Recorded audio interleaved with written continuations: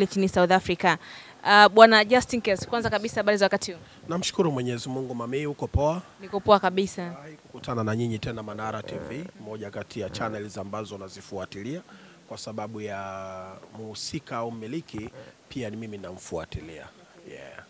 Okay, sawa. Tumeona Simba Sports Club imefuzu hatua ya nusu finali kuna kombe la shirikisho barani Afrika, na sasa hivi anakwenda kukutana na Stellenbosch, timu ambayo imemtoa Zamalek, mtu hatari ukizungumzia katika soka kwa upande wa Afrika. Yes. Labda Stellenbosch ni timu ya aina gani? Ni timu ambayo imeundwa kwa ajili ya kuhakikisha soka la Afrika Kusini linaimarika. Soka la Afrika Kusini linarejea katika ubora wake. Ni timu za kisasa. Nikisema hivi najaribu kuona picture nzima kwa sababu mimi wanapenda kuzungumzia football.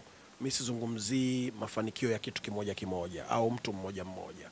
Afrika Kusini wameanzisha sera mpya ambayo mwanzo wake ni 2025 project mpaka 2030. Kuna kitu wanataka wakione kwenye mpango wa muda mfupi na mpango wa muda mrefu. Kwenye mpango wa muda mfupi wanahitaji kuona timu zao zikistep up kwa sababu ligi yao ina thamani, ligi yao ni kubwa, ligi yao ina fedha, ligi yao ina uwekezaji wa hali ya juu kimataifa, sio tu kuishia ndani.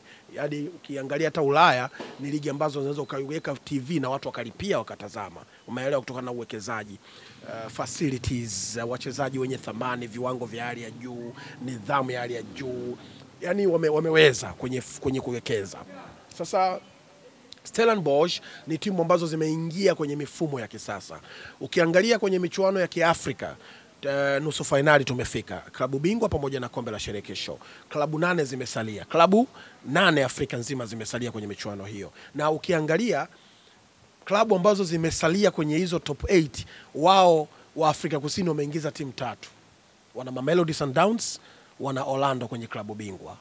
Lakini ukija kwenye kombe la shirikisho wana Stellenbosch FC ambayo ni ya 6 kwenye ligi yao. Lakini bado kwao wana viporo viwili kutokana na ratiba za michuano ya kimataifa. Na jinsi gani uone walivyoipa kipaumbele michuano hii. Yaani wanajaribu kumpa nafasi ili ajaribu kujipambanua ajue, kwa sababu unaenda kukutana na Zamalek afu ukitoka hapo unakutana na Simba, sio jambo jepesi. Hawa tunazungumzia Giants Africa, si ndio? So hii inatupa tafsiri kwamba Stellenbosch ni timu ya kisasa yenye tija kwa ajili ya Afrika Kusini. Ukubwa wao na Simba ni mkubwa Afrika kihistoria, muda mrefu, mafanikio, top 5 ya klabu bora barani Afrika, host for the first time wa michuano ya AFL kwa maana ya African Football League 2023 Disemba. Lakini tusisahau Simba ni timu ambayo ilipata zawadi ya michuano ya AFL kuwa na mashabiki bora, si ndio? Kwa wanafahamu wanaenda kutana na timu ya aina gani. Wao wamejipangaje? Kama umeweza kujipanga kucheza na Misri yoyote na ukamuondosha kwenye michuano, tena Zamalek, kafu ipo barazani kwao Cairo.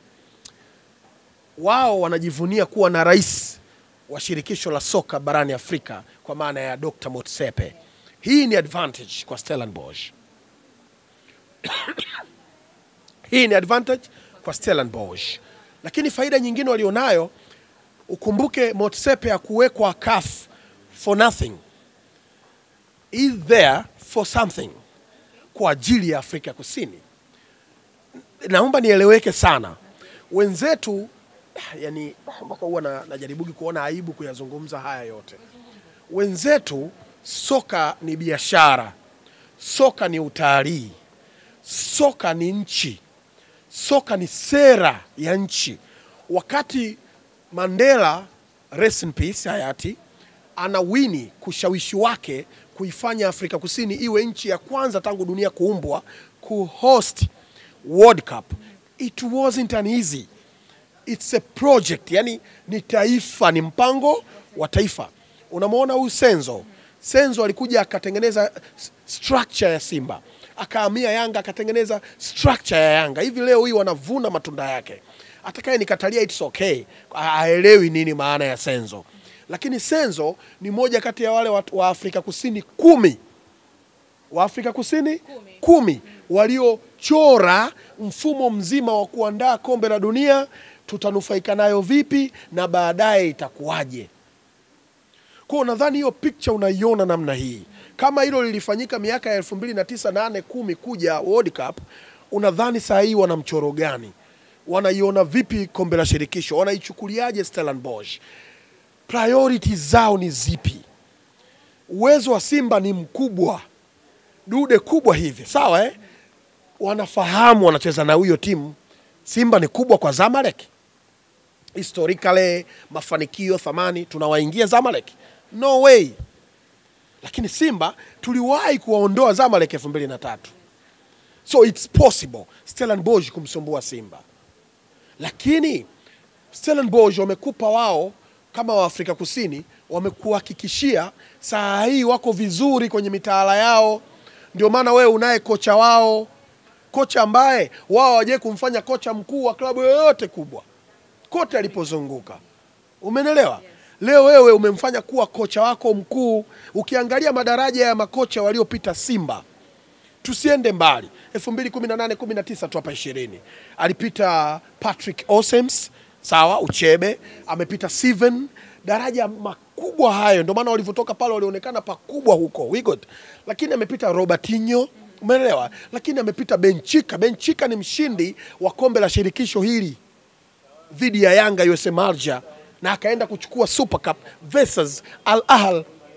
Kwenye kinyang'anyiro cha makocha bora 2023-24, Benchika aliingia top 3. Laurent Mokwena ndani na mwingineo. Sawa?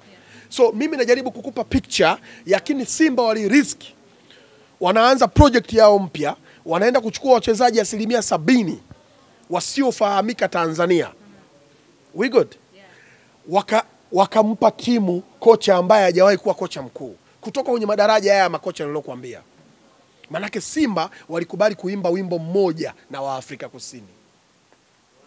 So Stellenbosch wapo Afrika Kusini. They know well enough Uncle Fadru.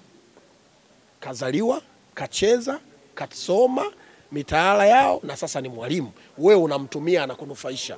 Title contender kwenye ligi yako, nusu finali ya michuano ya FA, and now anakupeleka nusu finali ambayo wewe ulikuwa unaitafuta kihistoria Afrika. Fadru. Kwa wao Afrika Kusini nzima wanamfahamu nani? Fadru. Ila Fadru anaifahamu Stellenbosch pia. Kwa mimi, kwa sababu naamini ubora na misingi wanayoitumia na mifumo ya Simba ya kuwa na nidhamu na kushambulia kwa kasi kwa kutumia double pivot zao Ngoma na Kagoma, kupeleka mipira kwa haraka kwa Kibi Sawala kwa maana Elia Mpanzu, lakini Kibu Dennis Prosper kuenda kwa kasi. Wakati huo hapa kuna mtu ambaye anasubiri loose ball zote ambaye ni Jean Charles Ahoua. Wewe unahangaika na Ateba na Kibi Sawala, Jean Charles Ahoua atapitia tu hivi kama Paul Scholes, kama vile Jordan Henderson. Yani watu fulani ambao wanacheza direct football, wanacheza michezo ambayo ya kufundishwa kipekee sana. Mimi I'm a very big fan wa Jean Charles Ahoua kwa sababu anacheza direct football. Okay. And wa Afrika Kusini wanapenda watu wa design hiyo. Na unaona wewe mtahangaika kumsubiria Mavambo kama mlivyokuwa na akili zetu mwanzoni. Tunaamini kwenye Mavambo, Kajefa, Awesu. Yeye Fadlu aliwaambieni Jean Charles Ahoua na Ngoma watarejesha ubora wa Simba. And they are. Okay, sawa. Kuna RS Berkane, CS Constantine, Stellenbosch pamoja na Simba Sports Club. Katika timu hizi nne labda unaiona wapi au ni timu gani ambazo zinaweza kufuzu hatua ya finali? Simba na advantage kwa sababu kama Watanzania kwa kupitia Simba tuna bahati ya kufanya vizuri tukiwa nyumbani. Na Wazanzibari wanapenda mpira.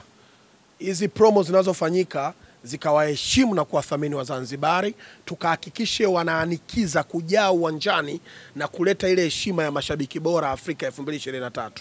Wakajae pale Amani Complex Zanzibar, tukashangilie Simba. Wachezaji wakaheshimu kinachofanyika jukwani, maelekezo ya kocha kwenye nidhamu, ukubwa ulionao, home ground advantage, ukaanikize kupata magoli yanayovuka haya mawili. Kwa sababu average ya Stellenbosch katika ushindi wao ni 0.5 goal. Wao wanaweza kufunga goli moja. Ila nidhamu yao kwa kufanya wewe usiwe comfortable ni dakika 70. Wameenda extra. Timu za kaskazini timu wao wanaweza kukukaba dakika 15 za awali, 15 before halftime, 15 baada ya halftime na 15 kabla ya mechi kuisha. Kwa ni dakika 60. Stellenbosch na Afrika Kusini wao wameenda extra. Wanatumia dakika 70 kuhakikisha wewe haupo comfortable. Wanakuachia dakika 20 tu. Ndizo ambazo Zamalek alikuwa comfortable. Katika dakika 180 home and away, Zamalek alitumia alienjoy dakika 40 tu. 20 first leg, 20 second leg. Baada ya hapo wao wanakufanya usiwe comfortable. I don't know I don't know kiufundi, lakini sijui wanafanyaje haui katika flow yako. Yani Zamalek walijikuta tu dakika zinaenda wanacheza, yani wanashambulia, wana mpira wao, yani tukoje, yani wanakufanya usiwe comfortable. Hii ni advantage, nasema Fadlu afanye homework yake, akae na hao wachezaji. Of course naamini sana kwenye experience na exposure alionao Fabrice Luamba Ngoma. Wow. Awesu. Akawatulize. No, mimi nazungumzia calmness. Awesu kuwa na calmness ya Fabrice. Fabrice ni A class.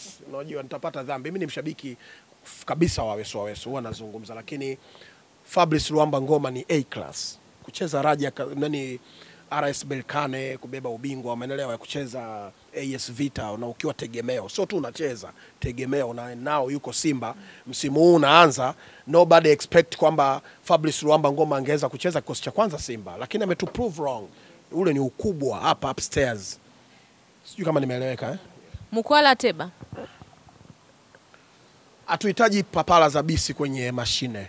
Kama Ateba yupo kiafya vizuri, tunahitaji calmness yake. Ateba anawadanganya watu wengi pale juu kwamba yeye yuko bize, ili nyinyi kina Jan Chazi hao Akibu Dennis mnufaike na hilo. Tunahitaji striker, sio mshambuliaji. Kuna mshambuliaji bora na mfungaji bora. Tunahitaji mfungaji bora, sio mshambuliaji bora. Anachokifanya Mukwala, tunaye Elia Mpanzu, tunaye Kibu Dennis. Kuhangaika pale juu tunao. Tunahitaji mtu kukaa, kustick kwenye eneo la striking pale kwenye box pale. Akawa anatumia nguvu yake na kuwadanganya wenzake kama ubao wa pool table. Ushakucheza pool table? Unagonga kiwango ili ugonge kete huku. Yaani Ateba ni kama ubao wa pool table. Giroud, unamfahamu Giroud? Mcheza Ufaransa, top scorer at all time nadhani tukae hapo kwenye Ateba. Kwangu mimi kama ushauri wangu. Okay, labda swali la mwisho hili. Simba wanatakiwa kufanya nini kwa haraka zaidi ili kuwawini Stellenbosch mapema? Cha kwanza kuwa na nidhamu kuliko walionayo Stellenbosch. Ile nidhamu waliokuwa nayo Simba kwenye group stage. Alikuwa akienda ugenini. Alikuwa kwenye makundi, alikuwa na timu mbili za Kiarabu. Na aliziwini zote. Vizuri tu, nidhamu. Yani akawe na nidhamu kuliko Stellenbosch, cha kwanza. Cha pili ni kuhakikisha anapata magoli zaidi ya 2 hapa nyumbani. Ili tukienda kule tucheze sasa wote. Yani tucheze kama walivyofanyia Zamalek walivyokuwa nyumbani. Tucheze tuone. Lakini mechi ishe hapa. Hii ni priority. Mechi ishe Zanzibar. Kafu ipo Cairo, rais wa Kafu mu Afrika Kusini. Fadlu kazaliwa Afrika Kusini, kakulia Afrika Kusini, kacheza na kufundishwa mitaala. Wana advantage hiyo. Soka ni biashara.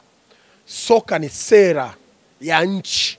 Kama sisi ambavyo Mheshimiwa Rais wa Jamhuri ya Muungano wa Tanzania, binti kutoka Kizimkazi, Zanzibar, kwa maana ya Daktari Samia Suluhu Hassan, jinsi ambavyo wanaanikiza, unaona majopo ya mawaziri wa fedha wanaongelea mpira, waziri mkuu Majaliwa wanaongelea mpira. Ukienda uwanjani utamuona Gerson Msigo, utamuona mwana FA kwa maana ya Hamisi Mwinjuma. Ukienda uwanjani utamuona Aweso. Umeelewa vizuri? Ni jambo la kitaifa hivi. Afrika Kusini kwenye hilo walishawini muda mrefu. Zamani huko Mandela alishawini. Umeelewa So na sisi tukalimaliza hili jambo kwa kupitia Zanzibar 92.5 kwa Daktari Hussein Al Hassan Mwinyi. Pale tukamaliza jambo pale. Bwana, shukran sana. Barikiwe sana Manara TV. Asante mtazamaji wa Manara TV, huyo ni mchambuzi wa masuala ya kimichezo Justin Kesi. Kaongea mengi, lakini kubwa ni kuweza kuwapa mbinu nzuri zaidi Simba ili basi kuweza kuwini mapema dhidi ya Stellenbosch, mchezo ambao utapigwa tarehe 20 kule visiwani Zanzibar katika uwanja wa Amani. Mimi ni striker hodari, ni wapo dimbani mwa Juma Tohiru, nyuma ya kamera ni Chuda.